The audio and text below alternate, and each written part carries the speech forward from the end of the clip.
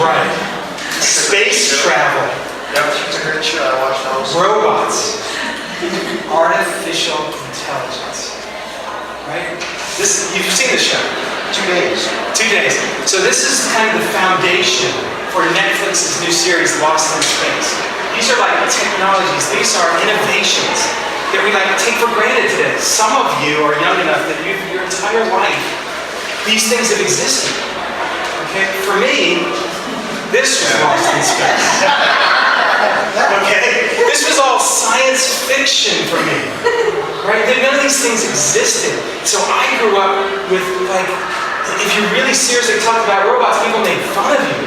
How could you possibly have a robot? I remember when I was, probably 7 years old, maybe 8, sitting at the dining room table. My mother and father are here, so they're gonna validate all this.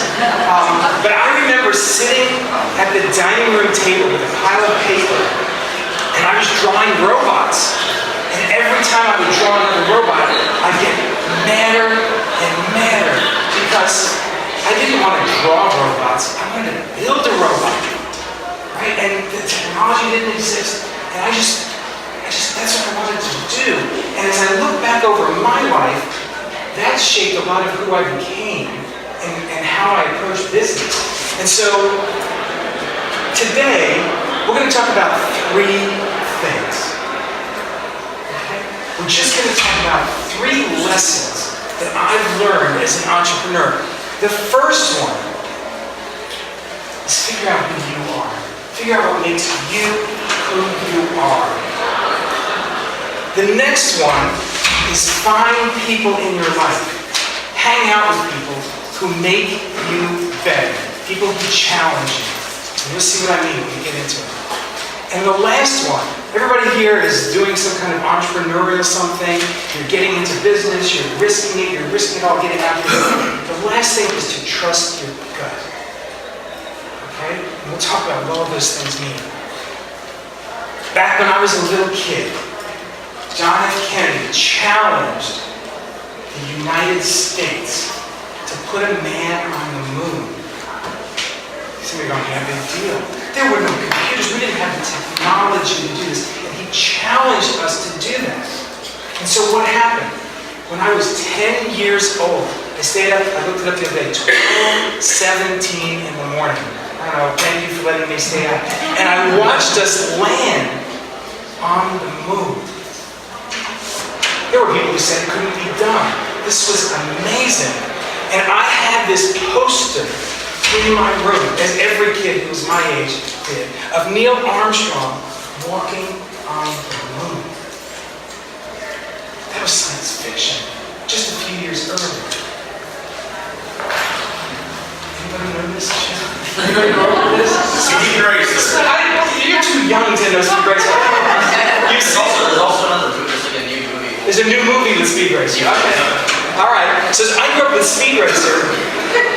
And so when I was really young, there were a bunch of really cool cars. You guys know this one? Alright, Jaguar E-Type. I'm going to try and stump you now. How about this one? I'll give you a hint. This car just sold for $420,000. So they had some really cool cars when I was growing up. And so I used to sit there drawing cars because I wanted to go really fast. You did the same thing. Right, because this is what I wanted to be when I grew up. Robots and cars. Robots and cars, yeah. I mean, what else was there? So I remember when I was really young, I learned a lesson. My dad was packing up his band equipment in the station wagon. And there were 2 guys painting our house. And I said, this is him right now. Actually, that's him back there. I don't want to hear any accordion jokes, okay? But this is my dad. And I said, our house needs to be painted. Why are you going off in your station wagon? And he taught me. He said, I like to play with my band. And I don't like to paint the house.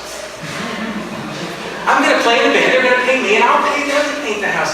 I'm going to do what I love to do. And he taught me a lesson when I was really young to know who you are, know what you're about. And part of that is to know what inspires you, what motivates you, what you like to do, so that you can be happy for the rest of your life doing those things, and let the people who like to paint houses. Okay? He bought me an accordion. I came by this honestly, so you saw what he does.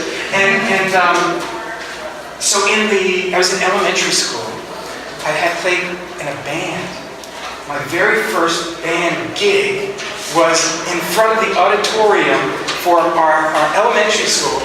And Tommy Naples played his Fender Telecaster, and I played my accordion and played the Beatles' Yellow Submarine. Okay, that was my first gig.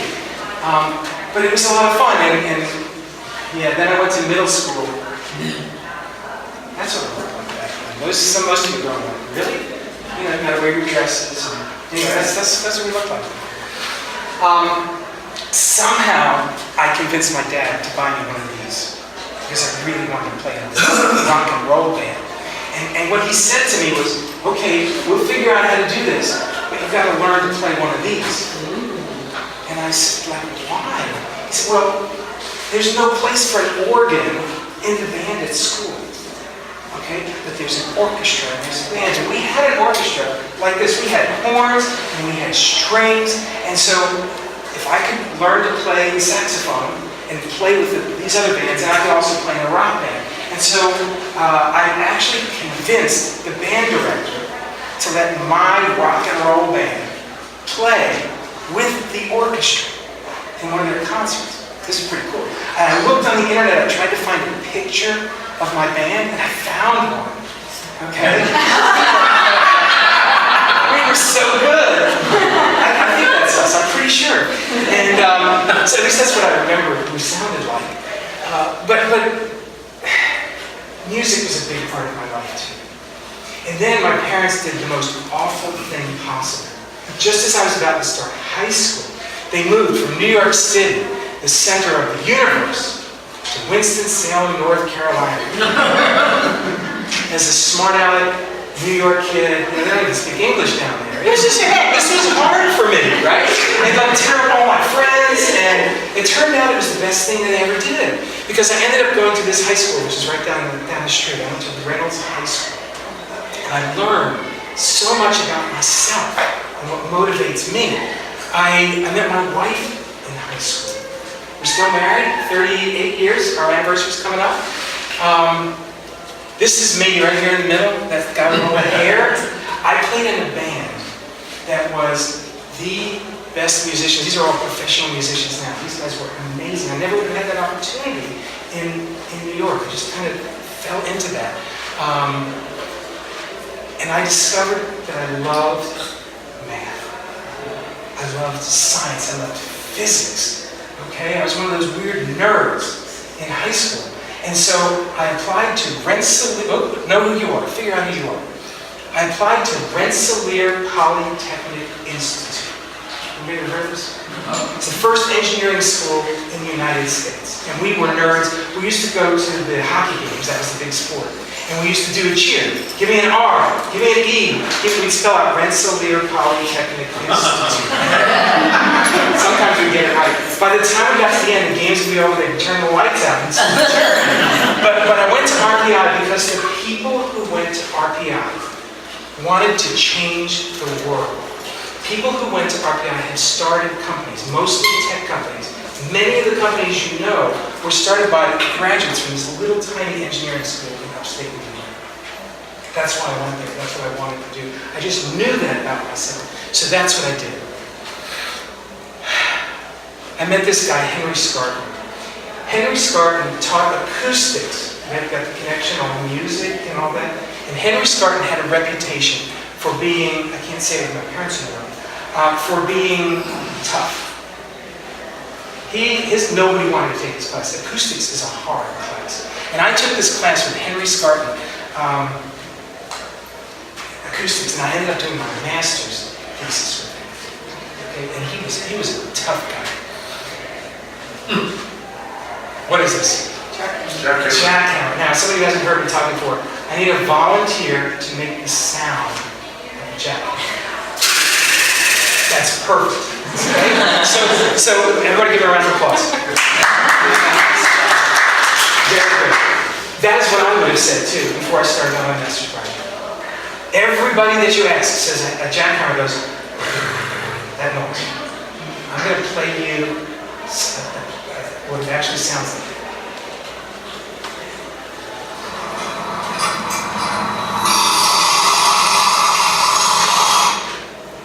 The purpose of a jackhammer is what? To take a chisel like this and bang it into the ground and tear things up. Right? What happens when you bang this into the ground? Listen to this again. See if you hear a bell ringing or if you hear that noise you made. Oops.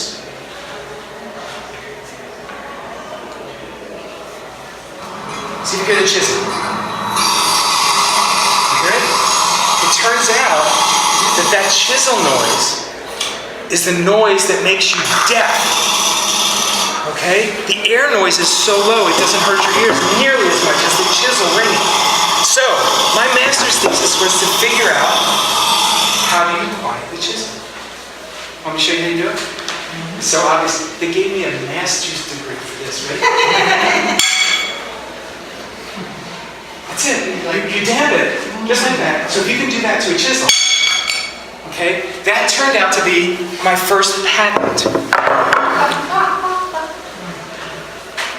Oh, I did get married. We'll talk about that in just a minute. That was your first sale. That was it. That's right. That's right. So I had worked on this, and my advisor, Henry Scarton, I had my thesis all ready to go. I turned it in. We solved the problem. We figured out what it is, and he says, "Not so fast." Now I'm married at the time, right? I'm getting ready to leave campus because I got my master's degree. I'm ready to get my master's degree, and he says, "I think you can finish this." You know how mad I was at the They probably remember the phone calls, right? Because I did all the work, we figured it out. And he said, "Not so fast. You can finish this." So what did he mean by that? It's snowing. I've graduated in December. My wife, Natalie, the most patient woman in the world, packed up everything we owned, and she drove away to our new house.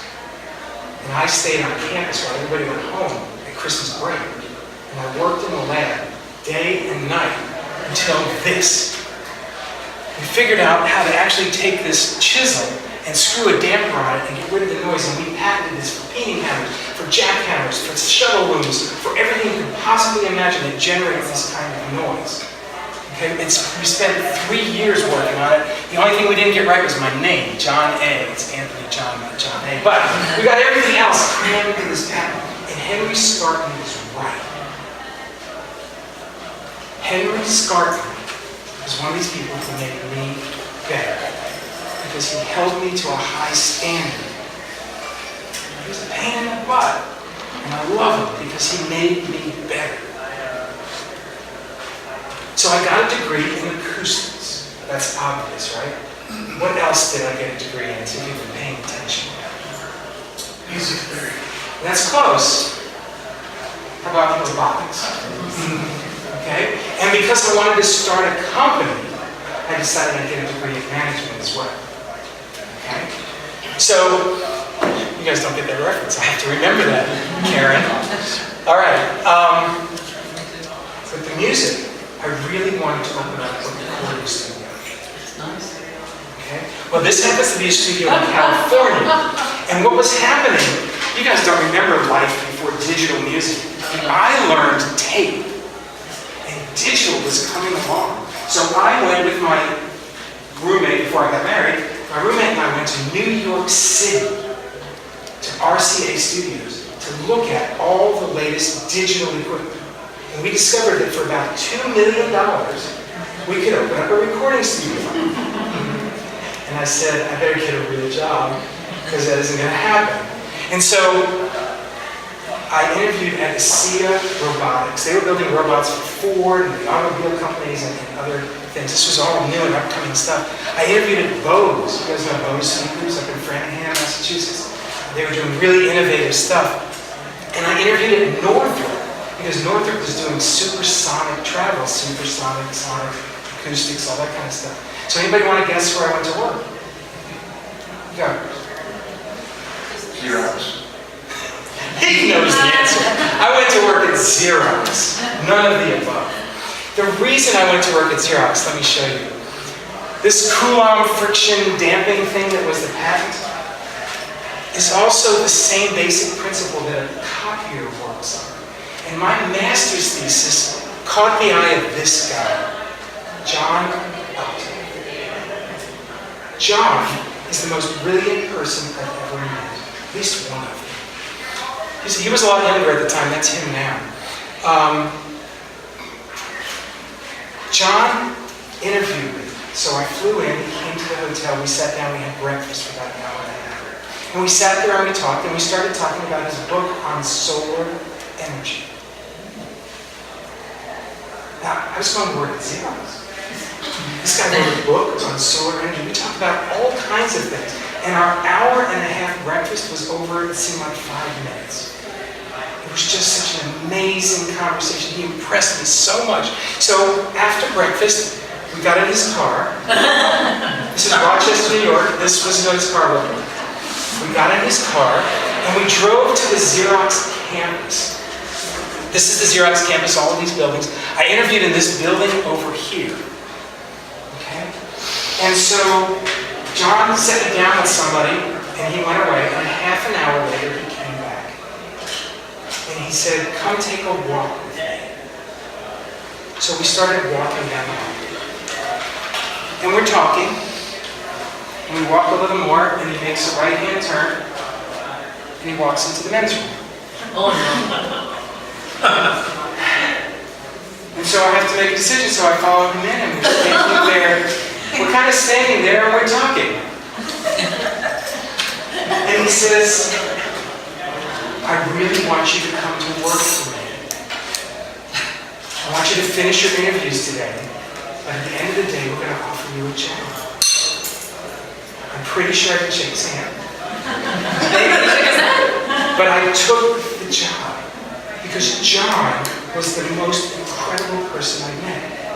And I wanted to work with him because he was going to make me better. He was going to challenge me. Find people in your life, in your work, everywhere you go that make you better. Can anybody tell me what this is? It isn't. Who said newsroom? Perfect. About what year? You want to guess? 42. 1942. This is a newsroom, and I want you to pay attention to all of the high-tech equipment. Look, they've got telephones, typewriters, and I think, there's a stapler and there's a pencil sharpener somewhere. That was high-tech in the year that Chester Carlson invented xerography. Xerox. Okay? So I want to put you in the frame of what was going on back then. It's probably carbon paper. I was going to say, it's probably carbon paper. All right. So I was going to ask you. Thank you. Tell these folks what carbon paper does. It makes multiple copies. And they get progressively worse. You stuff this in your typewriter, and the first copy looks pretty good. And by the fourth copy, you can barely read it, then it ends up looking like this. Right? And that's how they used to make copies before xerography. So Chester Carlson went around the country. He talked to IBM, he talked to Kodak, he talked to all these big companies. And he said, I've got this great idea for a product.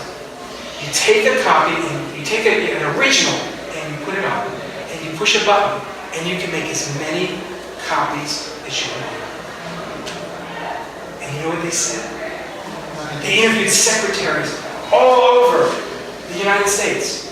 And secretaries said, what in the world would I do with more than 4 copies? The most important documents in the world, there were only 4 copies of because that's all you could make on carbon paper.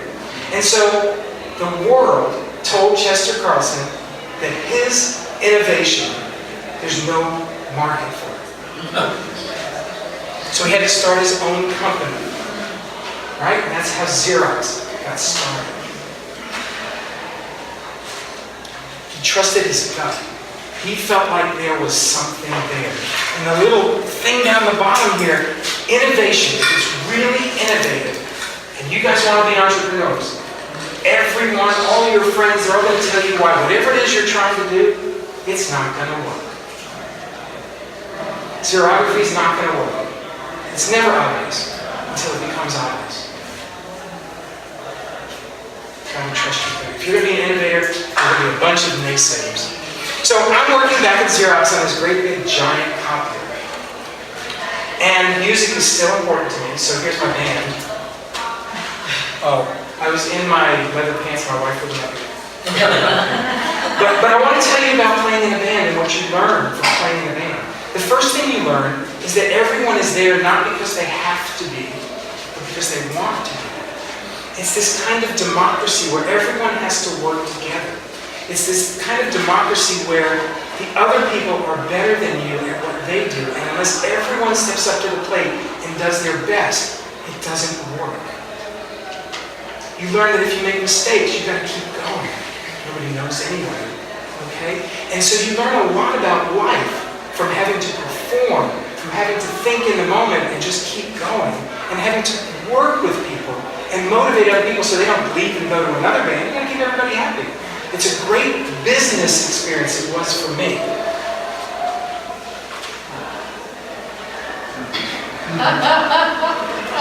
Can you read that in the back? Sorry, Dad. So, at the time, I'm playing in my rock and roll band, and he's still playing his accordion. And so, this is early 90s. And so people like Madonna are coming on the scene. And they are introducing electronic music, synthesizers, things that can sound like another instrument. You can play this over here, and it sounds like a piano, or it sounds like an organ, or it sounds like a choir, or strings, or anything you could possibly imagine. It was really, really innovative in the very early 90s. And so I'm an engineer. I look at a lot of things as opportunities. So what did we do? We took the electronics out of there, we put it in the accordion, and it was written up in Keyboard magazine. We had to synthesize the accordion that could sound like anything. So now he's out playing, he doesn't just have to play polkas anymore. Okay? He's playing all kinds of jazz and great music because his accordion now sounds like anything else just because we put two pieces together. About the same time, Natalie and I had our first daughter. If you don't have kids, when you do, it's amazing. But a few years later, 2 years later, we had another one of these rascals. Okay? You can't cram two kids into one of these things. Now today, there are all kinds of companies that have solved this problem, but I went to the store and I bought some pieces and I hooked two of them together. Right? Because it's just an innovation. And my wife would walk down the grocery store, and she'd have two kids in her stroller, people come up and say, "Where did you get that?" She said, "Oh, my husband made it." but Prego and a number of other companies came out with these in the 1998, 99, somewhere around there. And they're commonplace today, but it wasn't at the time. And to me, it was just another problem to be solved. We were also getting bigger, our family was getting bigger, and so I designed our house, because I didn't know any better. I just decided, let's do it. Nobody told me I couldn't do it, so I did that. And so we built a house. So that's a little bit about kind of how I think. So I'm here working at Xerox. And I'm kind of working in this little pirate crew. I don't know if that phrase means anything to you guys, but at Xerox made all of their money. They got famous making black and white copies. And the world was beginning to turn color. The old joke is that nothing prior to 1959 was in color. The whole world, if you looked out the window, it was black and white, because I dare you to find a picture that wasn't black and white, so the world was black and white. But I was working in this little pirate group, and we were in Xerox, and we were working on color copies. And the problem with that was that the rest of Xerox was black and white. And they didn't think much of this little pirate group. Now think about this. This is a company that started because there's no market for your technology. And I'm working in a group that now we look back and say, of course you need color copies. But Xerox, the 800-pound gorilla in the room, couldn't see it. It's kind of ironic.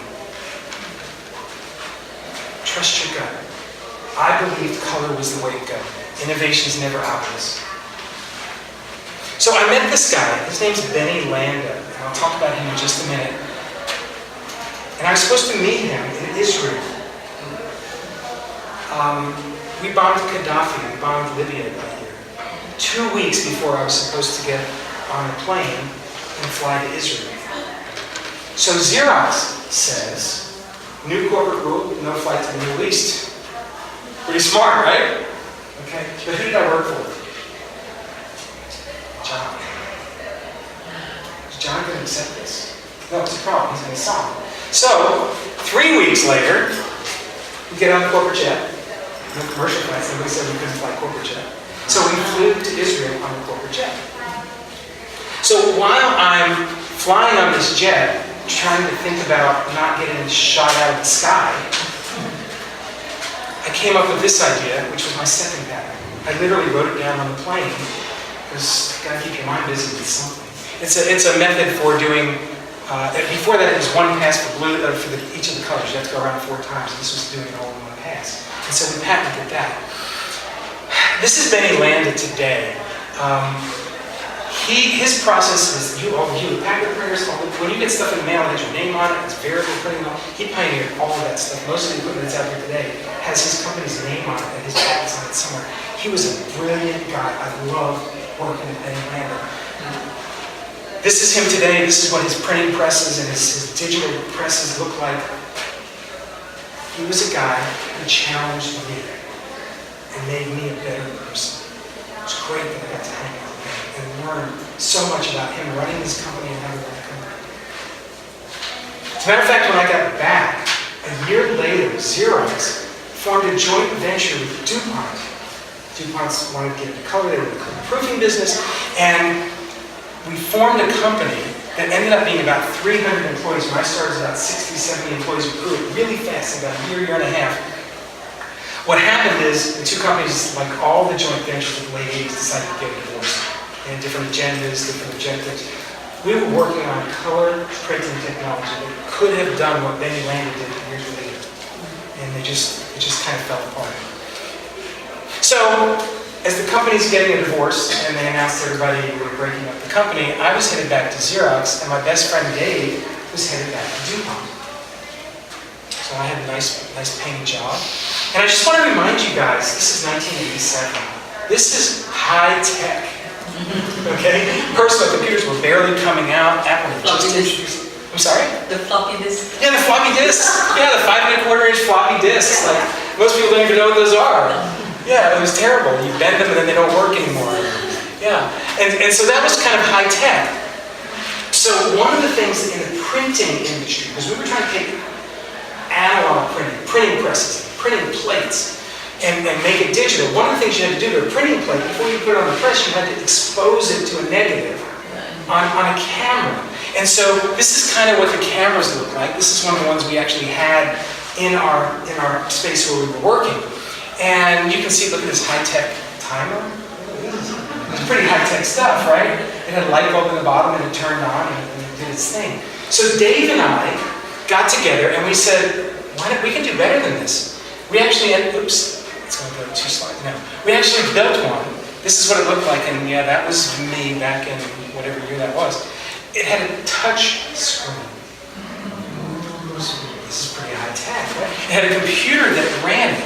It had, you could program it, so it was no longer an art form, how long you would run it, and how it worked. It had a microwave excitable UV light source. This was a high-tech machine. And the key to it was that you could very precisely dial in exactly how you were going to expose those films, and you could do it again and again and again because you could save your settings. It wasn't an art anymore. And so we decided, since the company's breaking up, we were going to form precision exposure systems. We actually did. We incorporated precision exposure systems. We were going to build these things. All right? I want to let you guys know who are starting companies or just started companies that, in my opinion, the best time to start a company is when you give up a $75,000 a year job. When you have a wife, 3 daughters, you've just moved to North Carolina, and you've got a mortgage, and you give up everything to start a company and make nothing for the first year. I think, so if you're thinking about starting a company, I would encourage you to wait till you have all of that on your shoulders and then start a company, okay? So I think that's kind of the best time to do that. So I was now headed off to do precision exposure systems, and Dave was going back to DuPont and working nights, but that's kind of where we were going. And then something happened. My dad was at church, and a woman, the wife of a friend of his, came to church. And she came up to him with tears in her eyes, and she said, "How come nobody came?" And he said, "How come nobody came to what?" And she said, "How come nobody came to my husband's funeral?" Think about communication in 1987. Here's what we had. We had what we call the phone tree. I would know about something and I would call 3 people. And they would call 3 more people. And they would call people. And then pretty soon, 500 people would know what's going on, right? That's a phone tree. Right? But it relied on you calling the next person. What happens if this person's not here? If this person's not here, then these people don't find out. And if this person's not here, then those people don't find out. And it doesn't work very well. And this guy passed away on a holiday weekend. Everybody was out of town. Nobody got the message. And nobody went to his funeral. You guys ever played this game? Telephone game? Right? I whisper something in your ear and go around. Right? And I call you and I tell you that Joe passed away today at 4 o'clock. And by the time it gets to the end, it's Joe's dog was hit by a car last night. Something like that happens, right? That was another problem with phone trees. So we decided there are answering machines out there. They were just coming on the market. This is a long time. This was before voicemail. And they were digital answering machines. And my dad said to me, "Why can't we build a calling machine? Why can't we record one message and have it call everybody and know they got the same message, and if they're not home, it calls them back? Why can't we build this?" And now you kind of know me, right? So the answer was, let's just do it. So we built, there are lots of pictures, too many pictures of me in here. I used to, anyway. So we built one, and it actually worked. We sent prototypes all over the United States, and they worked. And so I had this moment in my life. We were just incorporating precision exposure systems. And I said, what's important in my life? Is it important to me to improve printing, an industry where there are thousands of people doing it? Or is it important to improve communication for the world? So, know who you are, figure out what inspires you. Precision exposure systems became personal communication systems. Something that I can feel really good about. Okay? So we put together a business plan. You guys have put together business plans, right? Figure out the pro formas and all this other stuff. You gotta do it. There's no excuse for starting a business without thinking it through. We worked with a firm in Charlotte to put our patent together and file it, except we never filed it because we ran out of money. And so we actually never filed a patent. We invested every last penny we had in building 100 of our first units. And so they came in, they were manufactured in North Carolina. And they came in and we unboxed them. And we started testing them. And none of them worked. 100 units, every penny we had. The circuit boards were defective and we had to throw them all away. So this is good. We don't have a patent. Nothing works. And by the way, we engaged this little local university. You guys have heard of these guys? We got together with their management, their MBA program, and 2 of their students did their master's project. They were working on their project. And so they went out to find out how should we price this? How should we market it? Where would we sell it? What are the best markets for this product? Anybody want to guess what they told us? There's no market for this product. Right? Because it's innovative. There's no market for this. Okay? But I'd already been there. I knew the Xerox story twice. Okay, so we said, fine, we don't care about that. That's the expected answer. Anybody heard of the Consumer Electronics Show? This is where all the innovative technology is introduced once a year. It's either in Chicago or in Vegas. And really, really innovative stuff is there. In 1991, the 1991 Innovative Products of the Year were high-definition TV. This is pretty innovative, okay? IBM PS1, personal computers versus business computers, which is coming out. Kodak photo CDs. So digital photos, okay? THX home theater, and this phone tree group caller thing. Felt pretty good. We recognized this is innovative, and some people get it. Okay? If you're going to be an entrepreneur, if you're going to innovate in the services you do, or how you bring in the market, or what you do, or the products that you produce, you got to trust your gut. Because to everybody else, that innovation is never, ever, ever obvious. I met this guy. His name is Dan Bishop. Dan worked at Shelby Systems. Shelby manufactures church software. I was sitting at my desk one night at 7:30 for an entrepreneur you work, just 7:30, 8, 9, 10, right? And my phone rang. And Dan, hi, this is Dan Bishop. I'm with Shelby Church Software. And I said, church software? Like, is that a thing? What do churches do with software? And he says, oh, we track membership, we track contributions, and we've been trying, I heard about Phone Tree on the in-flight entertainment on my flight the other day. Well, Consumer Electronics had purchased some time, and Dan heard about us, and he says, churches have this terrible problem keeping people informed. And I said in the back of my head, yeah, I know. That's how we got started, right? And he said, we have a user group meeting in 2 weeks. All of our users come from all over the United States. Can we make our software work with your product? If you're an entrepreneur, what's the answer? Yes, we can. Of course. So we went, and everybody loved it. And so about 2 months later, I got a call from this guy. Hal Campbell was the president of Automated Church Systems, Dan's biggest competitor. And he said, I know you're working with Dan, can you work with us? Can we tell me the answer? Yes. Of course. So all of a sudden, we are in all of the church software systems, and this is why we got started in the first place, and things are going really well.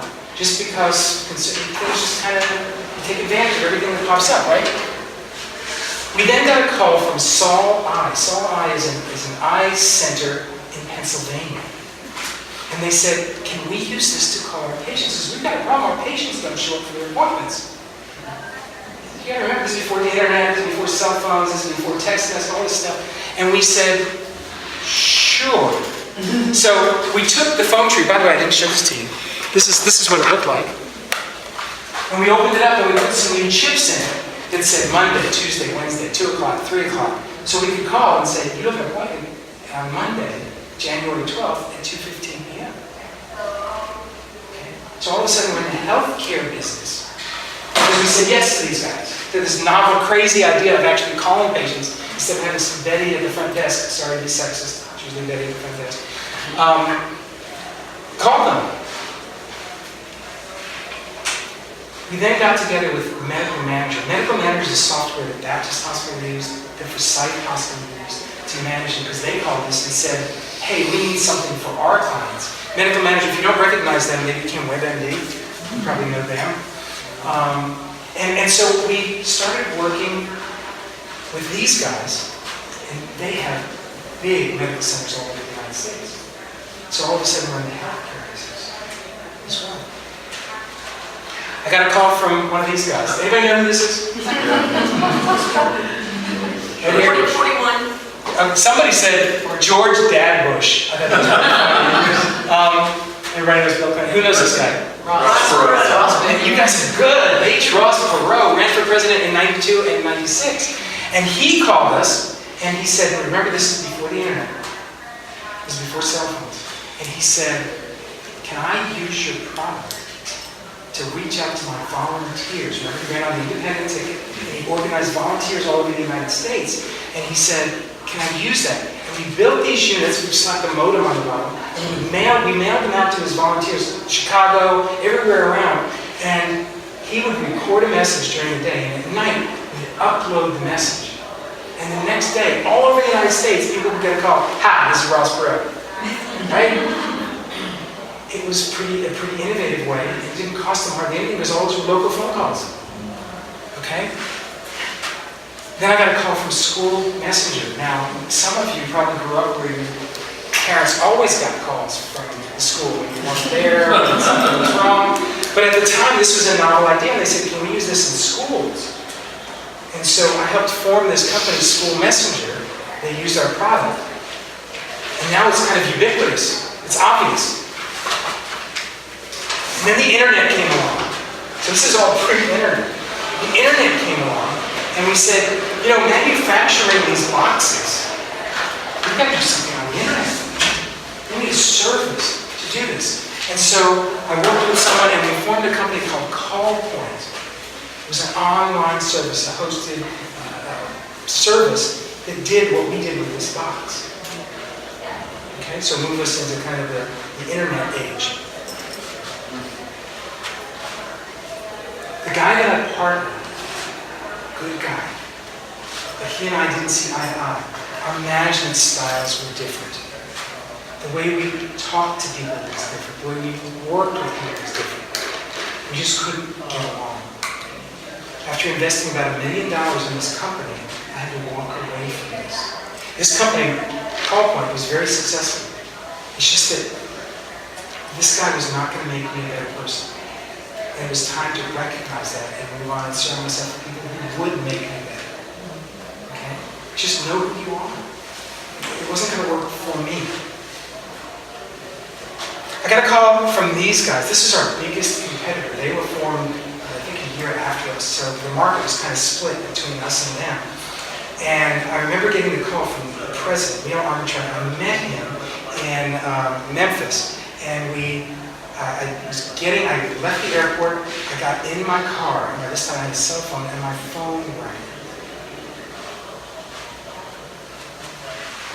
My partner Dave, who's my best friend, who I'd spent hours a day on the phone with, was in the hospital with a condition that would take a year and a half to the point where he had to leave business.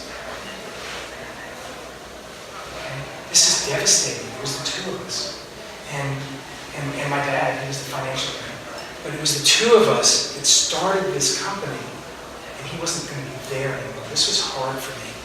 So I went out and I recruited people based on their resumes. Resumes can say anything you want. I hired a sales manager. These are not the real people. I hired a sales manager from Dell. He had a resume this long. It was so impressive. I hired an MBA, CPA with audit experience, okay, who could come in and knew way more about accounting than I would ever know. He'd forgotten more than I would ever know. And these people, because I hired resumes and not people who thought like we did as a company, nearly put us out of business. Okay. What happened is, our employees trusted me enough that they started coming to me and saying, "These guys are killing our business. Not your business, our business." And so I had to let them go. I let my CFO go. I had to let my VP of sales go. This is hard for a company because all those other things are cranking up and things are going really, really well. You've got to find people who make you better. People who understand your mission and identify with what you're trying to do with your company. And if you don't have the longest resume, that's okay. As long as they're dedicated to what it is you're trying to do. Trust the people that you trust. Trust those employees who know they're going to level with you, and avoid those people who don't need to. Now, I can teach you one lesson, maybe that would be it. It sounded so good on paper. We hired an ad agency. These guys are right down the street, Veridian. You may have heard of them. I love this little... 66% of the time, we win all the time. They were ad agencies, small agency of the year for 2017, for 2015. So 66% of the time, they were small ad This year agencies. too, they just won. They just won this year. They have to revise this to say 75% of the time. We win all the time. Right. So we asked them, they interviewed 500, 600 of our clients. They interviewed everybody on our staff. They interviewed me to answer this one question.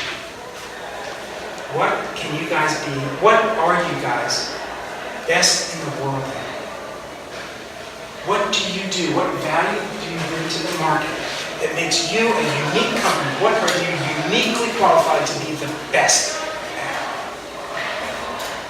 You want to know what they told us?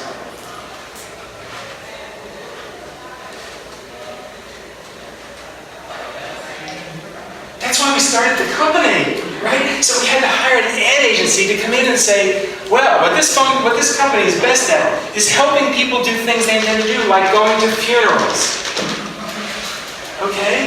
And so everyone on our staff, all those people who I trust who told me what was going on, that's why they worked there. Because they understood this vision. We had to pay a bunch of money to have somebody remind us of that. Isn't that crazy? My advice to you would be don't forget why you started your company. You're going to get tied up in the accounting processes, and the marketing budget, and paying taxes, and hiring people, and all the legal compliance you have to do. When you're doing all of that, don't forget why you started your company. That's why people work there. That's why you started that company. Figure out what inspires you. I gave this talk a while back, and a college student who's heading off to do HR for a Fortune 100 company came up to me afterwards and said, well, understanding what inspires you is great, but how about your employees? You're going to have employees too. And I said, well, what inspires you? And she said, I want to read. And so I said, well, if you need to hire somebody to read, hire somebody who's inspired to read. If you need an accountant, hire somebody who's inspired by accounting. If you need somebody to develop software, hire somebody that is their calling. Because they'll be motivated. I said, so other than reading, what are you doing right now? What is your interest? And she said, I'm into bungee jumping. Okay? I said, if I offered you $100, would you read anymore? She said, no, I already do it, I love it. I said, so when you're dealing with employees, is it about bonuses? Is it about profit sharing? Is it about all of that? Is that what's going to get people to be motivated about their job? It's nice. If you have profit and you can share with your employees, that's a great thing to do. But she's not going to read anymore. And she said, I'm really interested in bungee jumping. So you know what I did? I went on Amazon, I bought her a book on bungee jumping. It cost me $5. Okay? I saved $95. Right? Because she read this book, because that's what she's motivated by. Find out what your employees are motivated by, and hire people who are motivated by the same thing you are. Know who you are, figure out what inspires you, figure out what inspires others. I put this up on the board my last year before I sold Phone Tree, which was January of this year. I put up 2 goals. I put up double the number of people who benefit from our technology. Remember, this is a 28-year-old company. We want to just double the number of people who benefit from our technology. We want to achieve industry profit margins by exceeding our customer experience. Nobody laughed at this. Here's what they did. Our marketing department rebranded us based on the work that the Variable did and changed their whole persona on our website. Our support department reduced hold times and the number of tickets that we had, service tickets, by 80%. They said if we're going to keep our customers and make them happy and increase our business, we better make sure our customers are happy. And we touch them every day. That's what they did. We introduced new enterprise processes for big customers like Mayo Clinic so that we could bring on more big customers, big hospital systems. We grew our client base because we had a sales team that was motivated. They had a reason for selling because they could articulate to people what it is we were all about. We increased our client base by 37% in 1 year. We increased our capacity, the volume of calls, texts, emails, things that we could send out by 360% and 99.99%. We we never went down, because you can't go down. If you're not there on the internet product, it's not there, you lose customers right away. And somehow in our spare time, we filed a really innovative texting patent. The development team, in addition to doing their work, came up with this great idea. Here's the secret about this. We increased our weekly transactions from 500,000 a week to 1 million a week in 1 year. We actually did this the second week of December. Our goal was by the end of the year, so that's pretty good. We doubled our corporate profit, and we increased our profit margin by 80%. If you're running a company, that's impossible. Here's the secret. I didn't do it. You saw what happened? I didn't do any of what. I didn't do any of this. The people who believed in our mission, the people who were inspired by what we were doing, did this, and it produced this result. And we had 0 employee turnover. Because everybody was excited about what we were doing. They were all there for a reason. They knew why we were there, and they believed we could do it, and we did. Remember that company Televox that I wanted to partner with? It fell apart when Dave got sick. They were acquired by a $3-4 billion company called West. Remember that company School Messenger that called me that I helped start? They were acquired by a company called West. Remember CallPoint that I had to walk away from? They were acquired by a company called West. You want to guess what happened to us in January of this year? Phone Tree was acquired. This is what happens when you have people who get what you're all about. Seems like everything I touched was acquired by West. West was just acquired by Apollo Global. Anybody who knows what that means? They're a $250 billion private equity firm out of New York City. This is a technology that there is no market for. Amazon, every day, how many text messages does Amazon send? We got your order, your package is shipped, it's been delivered. There's no market for notifying people, right? Your doctor's office calls, your school calls. It's not obvious till it is obvious. There was no market for this technology when we started working. Now that I sold the company, I get to spend time with these guys. Okay, this is probably the most important thing in my life, is my family. We have 7 grandkids, 1 more on the way. I have 3 daughters. I get to spend time at Winston Starts. There are some brilliant people starting companies. I'm sorry you can't see me. I can't find a place where you can see me, Karen. There are some brilliant people working at Winston Starts. They have some amazing ideas, and I get to spend my days down there with them. Joanna's one of them. She's got a company. You can talk to her afterwards about what she's doing. It's brilliant. It's brilliant. So I get to do that. Be around people who make me better, and maybe I get to help make them better too. It's so much fun. You guys remember this? Go Speed Racer. That's me. I was going to say, you must have one. That's me up in Virginia. This is one of my hobbies that I now get to do.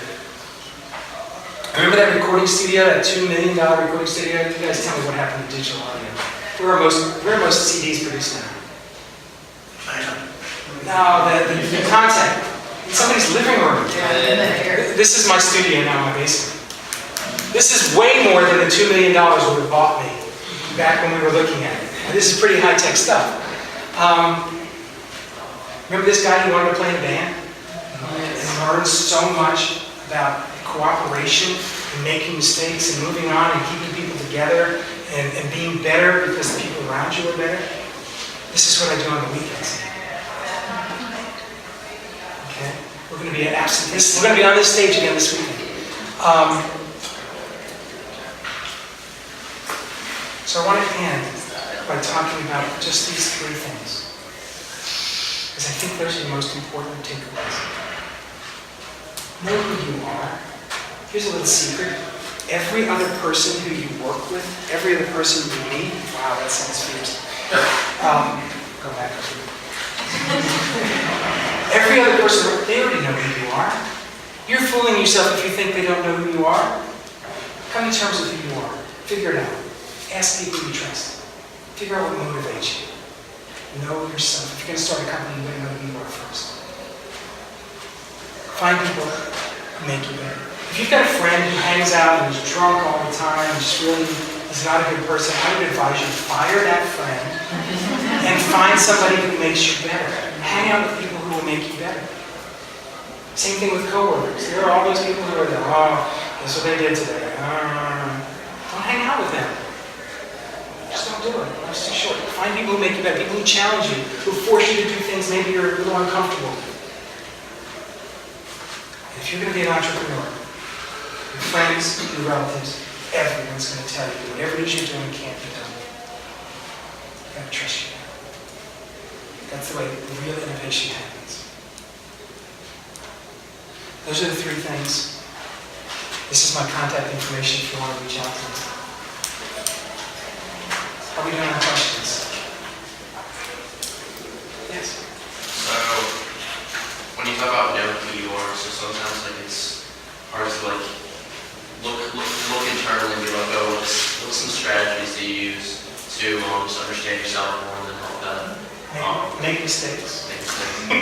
I can't count the number of mistakes I've made in my life, but there also must be some people in your life that you trust. Yeah. Those are the people that, like, if you're sitting there talking to them and you got a piece of something in your tooth, those are the people who can say, you got something in your tooth. Versus everybody else who's not really your friend is just going to let go. You know, your fly's like, oh, okay, thank you. Okay? Those are the people. Find those people who you trust and talk to them. Think about what really makes you tick. Look at your life. What got you to the point you're at right now? What are the things that motivated you? What did you like to do as a child? What did you like to do when you were in high school? What do you like to do now? And how does that play into the business you're trying to start? Why did you start your business? And just be honest with yourself. I think that I think I make a lot of mistakes. That's okay. That's what you do after that. Yes? So, thank you for this talk. This is really inspirational. I think I've worked with two individuals like you in other organizations. In both cases, those individuals had a cadre of intimate superstars around them that were pivotal in the orchestrations that they were coordinating. I'm interested in how you, were there practical steps you took to identify those supporting personalities that were critical in making you the innovator and bold risk taker that So this is going to, I think so. This is going to sound a little weird, but people who first I recognize that they're smart, that they think differently, people who to a certain extent may be really uncomfortable. Like, I don't know anything about solar energy, I'm going to go work for this guy, but that's cool. He's clearly smarter than me, I can learn a lot from him. I think this job will be fun. When I hired people and was successful, I didn't hire them based on their resume. I hired them based on their abilities. My COO, who basically ran the company during all of this growth, was a guy that I knew. He started his own company, had some issues there, and I found out that he was shutting his company down. And I called him and I said, if you're ever coming back to Winston-Salem, I'll make a job for you. I didn't even know what it was going to be. And he said, funny you should say that. My family's there. I'd like to move back to Winston. Let's talk. He's a brilliant guy. He understood what we were about. And he was somebody I could trust. So I hired him. And then I made a job for him. Don't get so hung up in here's the job description if you don't need it. You know, motivation solves a lot of that. What else? We just got the 2 minute sign a minute ago, so. I have a question. You are a very human person. You have that skill that not many people, successful people have. How did you keep that humanity throughout all your life, having been so successful? I don't think I'm so successful. I think You- here's the secret. Here's the secret. If you meet the CEO of the biggest company you can think of, he or she is just a normal person. If you actually sit down and talk to them, they may deal with billions of dollars, but underneath that, they're just a person. And I think most people are intimidated by that. And I just looked at everybody. It doesn't matter if you make $12 a week or $12 million a week. They're just people. And to me, every single person is better at something than I am. And I can learn something from that. You're a better architect than I am. Okay, I just know that. I just know that. You know, and every person in this room is better at something than I am. And if I don't respect that, and if you're going to be a CEO, if you're going to operate a company, if you're going to start a company, you better realize that. You better surround yourself with people who are better than you are, because if they're not better than you are, you're going to hire somebody to do marketing, but you're better at marketing. Why do you need them? You got to trust them, you got to hire these people, and then you deal with that. And I think that's kind of humbling to realize that the people around you are better than you. Tony, I submit that that is a rare and unusual gift that you have as a CEO. Having worked in many different industries and having been a consultant with many different kinds of people, that is a rare and wonderful gift that you have that is unique. So if you're going to start a company, That is a rare and wonderful gift. Deborah, write down what Deborah just said and try and do that. Because you will have people who are so loyal to you that they will do anything, including not quit when you tell them we're going to double our business this year after 37 years. Congratulations. I'll stick around until they throw us out. So if you could write one thing on that whiteboard right there that everybody in the world can see is really that best, what would it be? I'd write 3.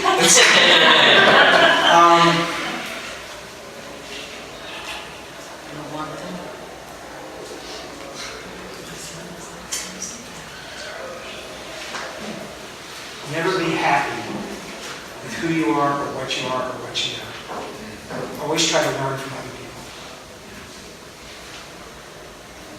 That's, all right? Yes? You got a tempo report? Until they throw us out, or whatever. Well, so you mentioned, you know, the success within a number of businesses, and then the initial, kind of, I guess 2 questions are one, but like taking that leap, first off, I want to know, like, with your stability and the providing for your family, what motivated you to even do it, and what made you act on those motivations? It's something I always want to do. I'm reading a book, you might want to write this down. It's called Originals. The middle of it gets kind of long. Have you read this book? Yeah, Adam Grant. One of the things he says about you guys, about us, because we're all kind of in the same boat, one of the things he says is everybody will tell you that entrepreneurs are people who take risk. The word entrepreneur translates to bearer of risk. So if you're an entrepreneur, you got that risk sitting on your shoulders. Your house is on the line. If you fail, somebody's going to take it, right? The point that he makes is that if you're a real entrepreneur, you take way less risk. And I totally agree with this. What he says is that entrepreneurs are those unique people who are willing to understand what the risk is. Not just jump in and go, I'm going to jump out of the plane right now. It's like, no, first I'm going to find out how it's done. I'm going to make sure my chute is packed right.